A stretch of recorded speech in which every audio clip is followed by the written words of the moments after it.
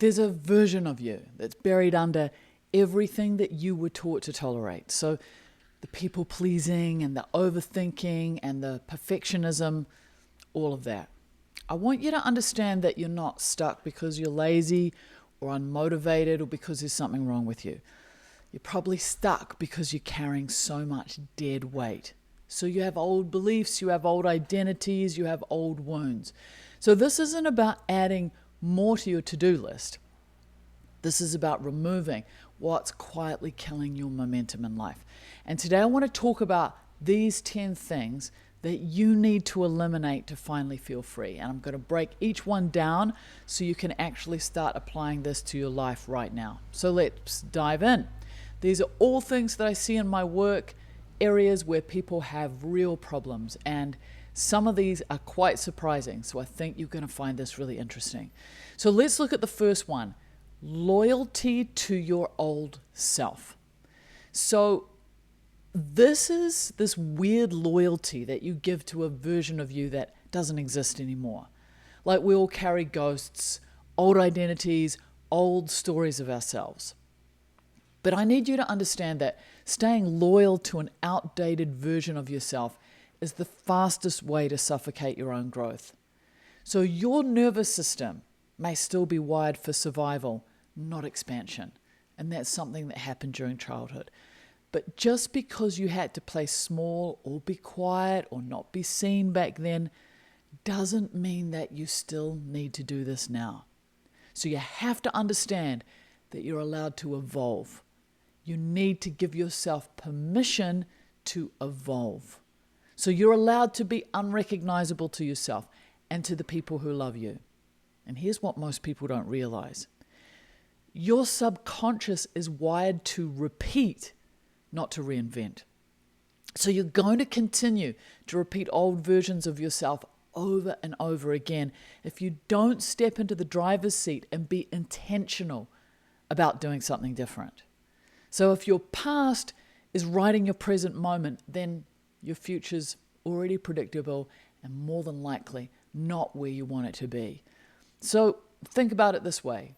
How many times have you caught yourself saying, well, I've always been this way? That right there is you actually pledging allegiance to a version of yourself that might have been useful once, but it's now holding you hostage. I don't know, maybe you were the shy kid, or maybe you were the responsible one, or maybe you were the person who put everyone else first. But who decides that's who you have to be forever? So letting go isn't failure. It's literally the funeral of who you used to be that finally frees you. So the next level of your life requires a new version of you, not a recycled version of you who survived the last season that you went through. You got to know, if a snake is not shedding its skin, it will suffocate. And you will suffocate all of your dreams if you don't let the old parts of you die off. So here's what I want you to do. I want you to identify one identity from your past that you're still carrying. Just one. Write it down. And then I want you to ask yourself, is this still serving me, or am I just being loyal to a ghost? Okay, number 2, self-sabotage before breakthrough. So the second thing is this habit of self-sabotage right before you break through. So have you ever noticed that right when things are about to start working, you self-sabotage, or you numb out, or you disappear, or you burn out in some sort of way? That's not a coincidence, it's a conditioning. So your nervous system may not feel safe with success, so you create chaos, because chaos might feel familiar to you.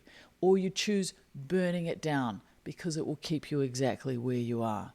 So self-sabotage is often self-protection from a life that's bigger than you're used to, or more than you're receiving in your current life. What you're used to receiving, or more than you think than you actually deserve. So this is really important to look at. And speaking of understanding what you deserve and where you actually are in your life right now, I want to tell you that I've created something that's going to really help you. It's a happiness quiz that will give you clarity on where you're at right now and what specific areas of your life need the most attention. Because here's the thing, you can't fix what you can't see. And most people are walking around completely blind to the patterns that are keeping them stuck. So this quiz just takes a few minutes. It's going to give you personalized insights into what's actually blocking your happiness and your momentum. The link's in the description. Do it now. Take it after this. Seriously, don't skip this. It's free, it's fast, and it might just be the wake-up call you need. All right, so we were talking about self-sabotage. The closer that you get to a breakthrough, the louder that your inner critic is going to get. And here's what's wild. You're not afraid to fail. You're afraid of finally not failing, which is something that you've been comfortable with. So even if you're miserable, you can be comfortable in misery and less comfortable in the unknown. So you would rather just repeat the misery than to step off into the unknown and create something greater than you ever have. So let me give you an example. You start eating healthy finally, going to the gym, feeling good about yourself. And then what happens? You binge, you skip workouts, you tell yourself you'll start again on Monday, or you're about to launch that business, finish that project, have that difficult conversation, and suddenly you get sick or distracted, or you convince yourself it's not the right time. This is your nervous system trying to keep you safe by keeping you small. The solution? You have to learn to recognize the pattern. So when you feel that urge to quit right before the finish line, pause, take a breath, and remind yourself, this is just my old programming trying to protect me from the unfamiliar. But I'm safe and I'm doing this anyway. All right, number 3 is toxic people who drain your energy. This one's quick, it's super easy. You can't heal in the same environment that hurt you, no matter how strong your boundaries are. The wrong people will always find a way to drain you. You get what you tolerate. You have to ask yourself what you're willing to tolerate for this next chapter in your life. You teach people how to speak to you. You either need to teach people how to speak to you differently, or you need to let go of the people who drain your energy. I don't know what you're thinking. But they're family. But we've been friends forever. But they need me. Listen, you can love someone from a distance. You can wish them well without sacrificing your own peace. And you can absolutely set boundaries without feeling guilty about it. Here's a hard truth. Some people are only in your life because you haven't had the courage to let them go yet. They're energy vampires. Every conversation leaves you feeling worse. Every interaction requires you to manage their emotions, walk on eggshells, or betray yourself to keep the peace. And you know what I'm talking about. You already know. You've known for a while. So what are you going to do about it? Because you can't grow in soil that's poisoned. You can't become the best version of yourself if you're constantly surrounded by people who need you to stay small so they feel comfortable. Distance isn't cruelty. Sometimes it's survival. Okay, number 4, approval addiction. This addiction that you have to the approval of others. Most people aren't living, they're performing. They're like a jester that's dancing for a queen. And when you're addicted to the approval of other people, rejection doesn't just sting, right? Like it actually starts to feel like an internal death because you are outsourcing your identity. And so you've been looking for other people to tell you that you're good enough your entire life versus actually just slowing down and realizing that you are good enough. So you can't become who you're meant to be if you're constantly just playing a character for other people. And if you're not careful, your dreams will slowly morph into whatever gets you the most praise from other people. So people pleasing is self-abandonment. Let that one sink in for a minute. If you're a people pleaser, you're self-abandoning. Have you ever thought about it that way? So you have to be authentic. You have to figure out who you truly are. Your authenticity will cost you the approval of other people. You've got to be able to stomach that. So here's what this looks like in real life. You don't share your real opinion because you're afraid someone might disagree. or you say yes when you mean no, or you change your personality depending on who you're around, or you measure your worth by likes and comments and how many people show up to your event. And at the end of the day, you look in the mirror and you don't even recognize yourself because you've spent so much time being who everyone else needed you to be that you forgot who you actually are. The antidote: start small. Say no to one thing this week that you would normally say yes to out of obligation. Share one opinion you've been hiding. Dress the way you want to dress, not the way you think others expect. Your authenticity is your superpower, but you're never going to access it if you're too busy performing for an audience that doesn't even matter. All right, number 5, needing everything figured out.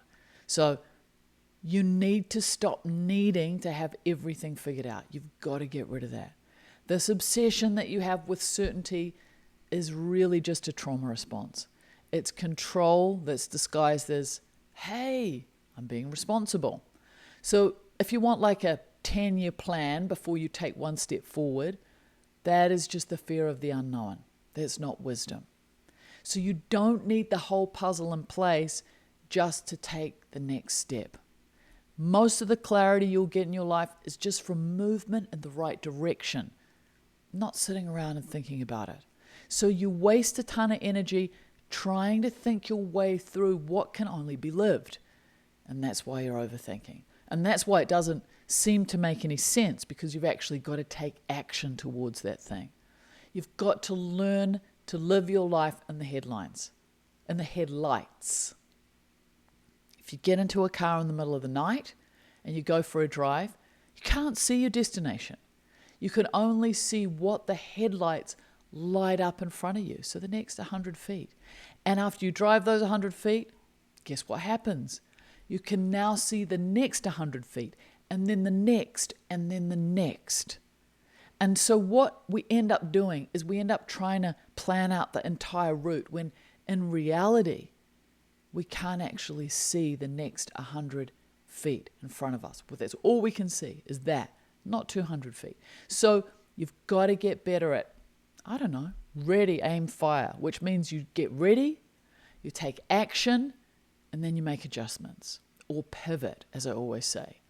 Not you get ready and then you think for a little while and then you think for a little bit longer and then you plan and then you plan to plan and you plan to plan to plan, right? It's like you get ready, you take action and you make adjustments and you pivot along the way. Look, I get it. You want guarantees. You want to know it's going to work out before you invest your time, your money, your heart. But life doesn't work that way.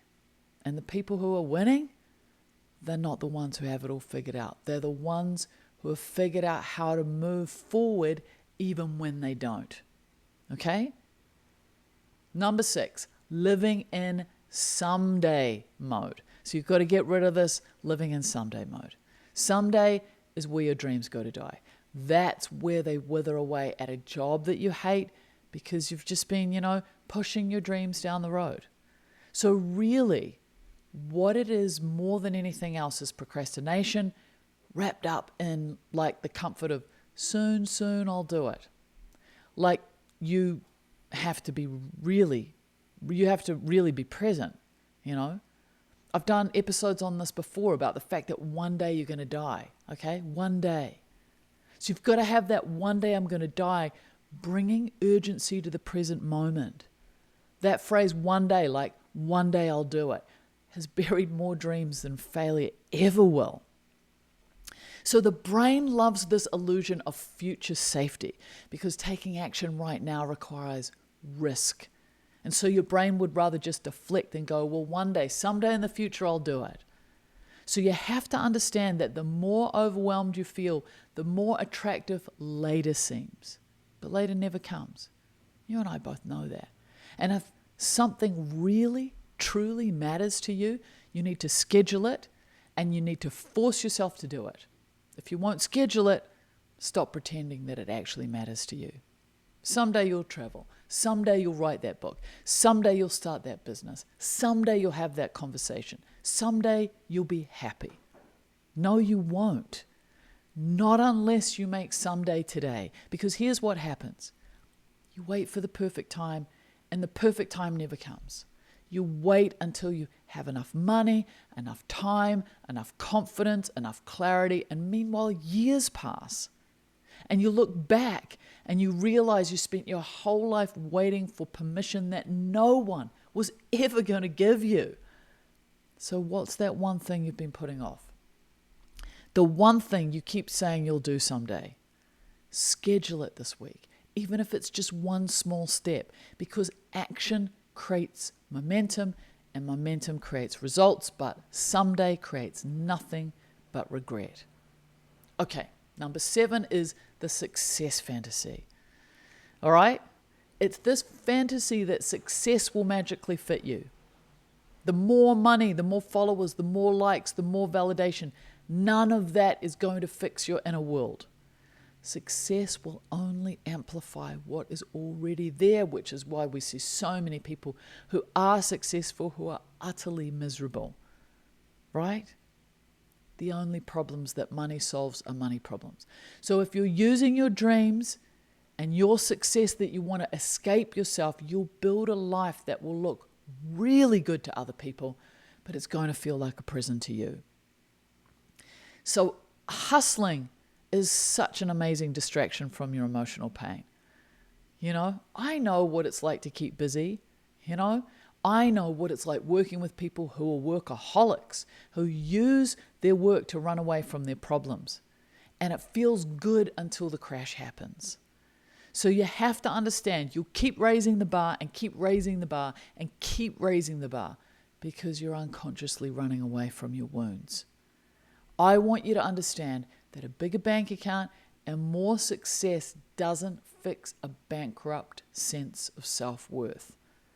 Let me tell you what this looks like. You think, if I just get that promotion, then I'll feel worthy. If I just lose 20 pounds, then I'll be happy. If I just make 6 figures, then I'll finally relax. And then you get there and you feel empty because the hole you're trying to fill isn't about money or status or achievement. It's about the fact that you don't believe you're enough as you are right now. So you keep chasing and chasing and chasing. And no matter how much you accomplish, it's never enough because you're running from yourself. The real work, it's internal. It's healing the wounds that made you believe you had to earn your worth in the first place. It's learning that you are enough right now, exactly as you are, with or without the success. Okay, number 8, neglecting your inner child. You need to stop neglecting your inner child. And this might sound kind of weird if you've never heard this before, but your inner child isn't gone. They're the ones that are panicking inside of you when you're scared or when you're overreacting or when you're overthinking or when you're shutting down. So the tantrum that you throw in adult form is often just the 7-year-old version of yourself that's looking for safety still.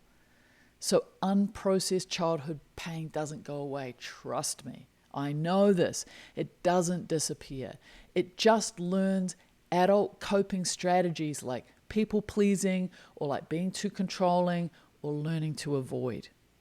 So most of your self-sabotage is actually self-protection from a wounded part of you. Think about that for a second. That's one of the truest things you'll ever hear. Most of your self-sabotage is self-protection from a wounded part of you from childhood. So reparenting yourself means you giving yourself what you needed then, right now. And what I want you to understand is you're not crazy. You're just carrying unmet needs that deserve some compassion. Not some criticism, not hate, but some compassion. So you need to learn to develop a relationship with that child who is still deeply inside of you. That child who needed a secure adult to give them something back then that an adult couldn't give them. That might be safety, it might be love, it might be a hug, it might be emotional intelligence, whatever it might have been. You're healing the version of you that needed something back then but didn't get it. That's what it looks like to actually reparent yourself. So here's a practical way to do this when you catch yourself in a reactive state, when you're angry or anxious or shutting down, pause and ask yourself, how old do I feel right now? What does this younger version of me need? Maybe they need you to hear you're safe. Maybe they need reassurance. Maybe they need someone to validate their feelings instead of dismissing them. And then give yourself that. Talk to yourself the way you wish someone had talked to you back then. This isn't woo-woo nonsense. This is real healing work that will change your life. Number 9, the next thing you need to get rid of, perfectionism that's dressed up as high standards. Let's really call perfectionism what it is. You have a fear of being judged. So perfectionism is just anxiety that's dressed up a little bit cuter.